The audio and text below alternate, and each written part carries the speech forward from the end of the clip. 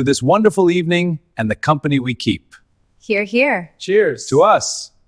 People kept telling me I was lucky, that he was a good man, that I had nothing to complain about. And the worst part, I believed them, because he never raised his hand to me, not once. No bruises, no black eyes, nothing you could photograph as evidence. But every single day, he was destroying me from the inside out. My name is Evelyn, and it took me for years, to therapists, and completely losing myself, to finally understand that what was happening to me had a name. Stay with me because if any part of this sounds familiar, this video might change your life.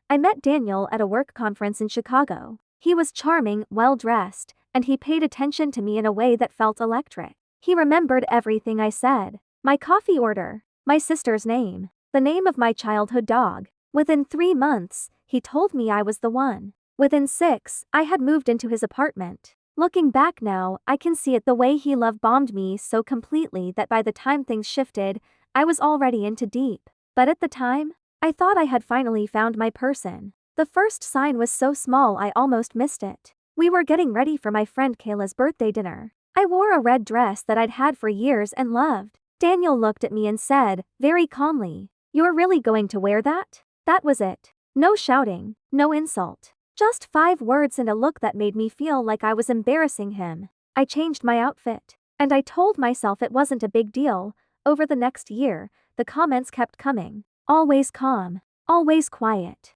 Always deniable. Are you sure you want to eat that? That joke you told at dinner was a bit much, don't you think? I just worry about you when you drink around people you don't know well.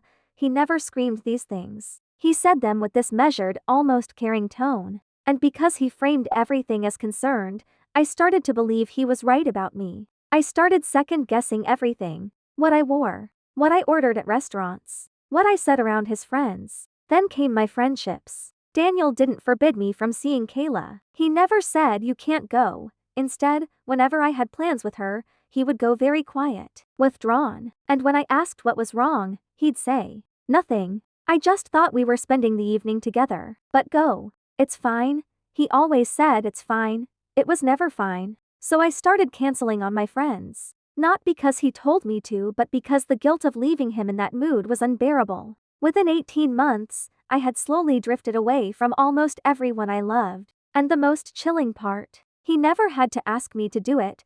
There's a term I didn't know then, but I know now: gaslighting. One evening I brought up something that had been hurting me for weeks. A comment he made at a dinner party about my job that humiliated me in front of his colleagues. I had rehearsed the conversation. I was calm. I had specific examples. He looked at me with genuine confusion and said, "Evelyn, I never said that. I think you misremember things when you're stressed. You've always done this." I sat there and started questioning my own memory. Had I imagined it? Had I exaggerated it in my head? Was I, as he often suggested, too sensitive? After enough of these conversations, I stopped bringing things up altogether. What was the point? I could never trust my own version of events anymore. I remember calling my mom once, crying, trying to explain why I was unhappy. And I couldn't even articulate it. I said the words out loud: "He's never done anything wrong," and believed it. Because by every external measure, he was a great boyfriend. He paid bills on time. He didn't drink. He didn't cheat as far as I knew.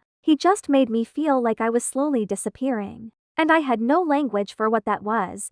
The turning point came from an unlikely place: a random Tuesday afternoon. I was at my annual checkup and my doctor asked me how I was doing. Not medically, just how I was doing. And I burst into tears in her office. She referred me to a therapist named Dr. Melissa. And in our 3rd session, Dr. Melissa said something that stopped me cold. She said, "Evelyn, what you're describing has a name. It's called emotional and psychological abuse. And the fact that there are no physical marks doesn't make it any less real or any less serious."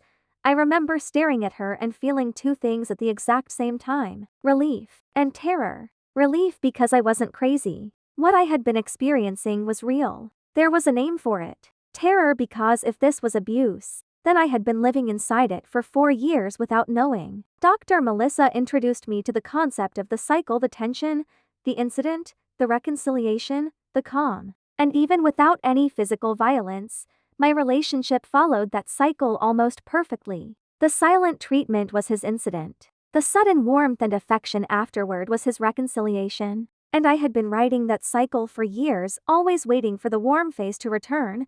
Leaving wasn't one dramatic moment. It was 100 small decisions over 3 months. I started quietly rebuilding. I called Kayla for the first time in almost a year. I kept my therapy appointments secret. I opened my own bank account because somewhere along the way, our finances had merged in a way that made me financially dependent on him. The day I told him I was leaving, he didn't shout. He didn't beg. He looked at me with complete calm and said, "You're going to regret this. Nobody else is going to put up with you the way I have."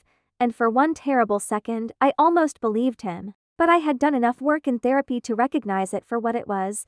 One final attempt to make me feel like I was the problem. I left anyway. The first few months were the hardest of my life. I grieved the relationship. I grieved the version of us I had believed in at the beginning. I grieved the years I had lost. But I also started hearing myself again. My actual thoughts. My actual opinions. My actual sense of humor that he had slowly convinced me was too much. Kayla cried when I told her everything. She said she had known something was wrong but hadn't known how to reach me. That's the thing about this kind of abuse, it doesn't just hurt you. It quietly cuts you off from everyone who could have helped you. If you are watching this and something in this story felt familiar, I want you to hear this clearly.